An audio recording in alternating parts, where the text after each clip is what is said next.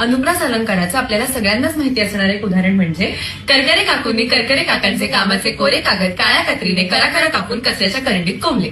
मराठी भाषेत एकूण 36 व्यंजन आहे, त्यापैकी 29 व्यंजनांपासूनचे अनुप्रास अलंकार आम्ही सादर करणार आहोत. सुरू करते.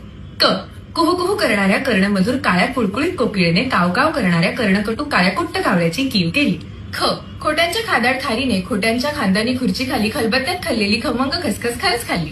ग गोबऱ्या गालाच्या गोंडस गुड्डूने गोल गुळगुळीत गच्चीवर गुलाबी गाडीत गोड गोड गमतीशीर गाणी गाईल.